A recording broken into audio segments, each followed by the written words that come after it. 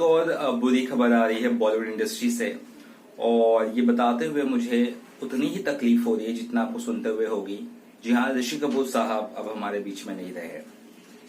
67 years old Rishi Kapoor साहब किसी cancer की बीमारी से 2018 में वो गए थे, आउट ऑफ इंडिया न्यूयॉर्क गए थे। उसके बाद साल डेढ़ साल के बाद वो पिछले सितंबर को ही मुंबई वापस आए थे, और जब मुंबई वापस आए थे तो उन्होंने एक बहुत अच्छी तरह से पोस्ट लिखा था कि उन्हें किस तरह से घर जैसा फील हो रहा है वापस आके। और इस दौरान उन्हें न्यूयॉर्क में कई सारे लोग मिलने गए थे। उस दौरान उनके बच्चे, उनकी वाइफ नीति कपूर भी थी, रणबीर कपूर भी थे, आलिया भट्ट भी कई बार गई थी मिलने। इन फरवरी की बात करें तो 2 बार उन्हें वापस हॉस्पिटल ले गए थे जब उन्हें ट्रीटमेंट मतलब किसी तरह की दिक्कत हो रही थी। तो वही बात करें, कल उन्हें मुंबई के हॉस्पिटल में एक रखा गया, जहां पर उनके जो भाई है, बड़े भाई रणधीर कपूर, उनका कहना था कि उनकी तबीयत थोड़ी नासाज है, सांस लेने में दिक्कत आ रही है, और फिर भी तबीयत ठीक है। कल रात को ये खबर आई थी, रात को 11 साढ़े 11 से 12 साढ़े 12 के बीच में, और सुबह ये खबर आती है कि ऋषि कपूर अब हमारे बीच में नहीं है। अमिताभ बच्चन ने भी ट्वीट कर दिया, रजनीकांत सर ने भी ट्वीट कर दिया है। मतलब ये तो बहुत ज्यादा तकलीफ की बात है।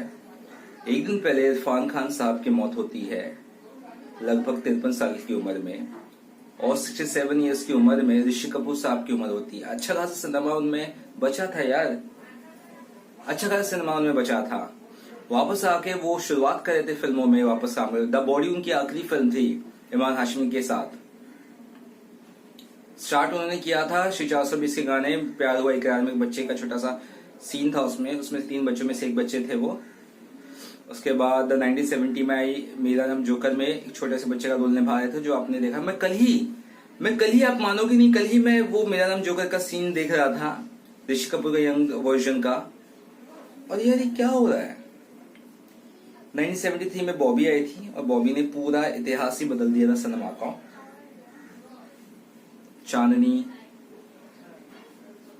फिल्म हो, बोल रहा था बोल हो, सरगम हो, अमर अकबर एंथोनी, कैसे भूल सकता हूं। क्या गाना था जो स्टेज परफॉर्म किया था कव्वाली का।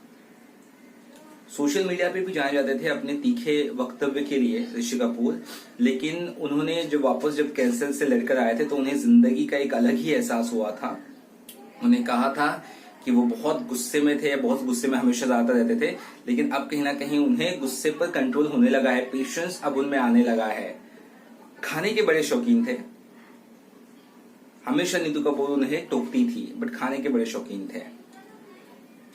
ऑफकोर्स मलाल होगा इस बात का कि अपने बच्चे रणबीर कपूर की शादी नहीं देख पाए, बट हाँ ये जरूर एक खुशी होगी कि उनकी शादी जरूर आलिया भट्ट से होगी, ये पता ऑफकोर्स उनको होगा।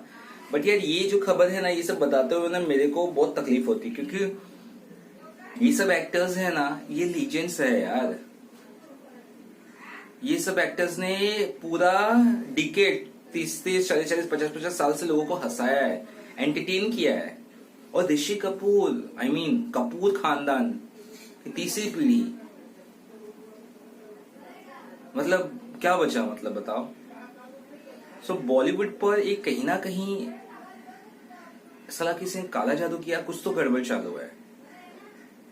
इतना अलग अलग तरह से कल इरफान दा चले गए, ऋषि कपूर, मतलब पूरा तूफान मतलब आ चुका है बॉलीवुड पे, ऐसा लग रहा है।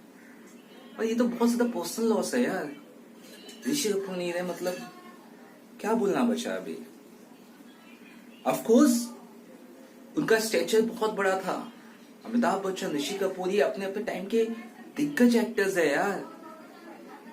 मतलब एक बहुत ही 70s 80s के लीजेंड एक्टर को हमने खो दिया है। बहुत धक्का देने वाली बात है, बहुत तकलीफ देने वाली बात है ये सब। कब बॉलीवुड किससे संभलेगा, मुझे नहीं लगता संभलेगा। इतने बड़े बड़े जो लॉसेस हुए 2 दिन में, मुझे नहीं लगता संभलने वाला है। भगवान उनकी आत्मा को शांति दे, यही कहूंगा। और बहुत अच्छे एक्टर्स थे, नो डाउट। चलिए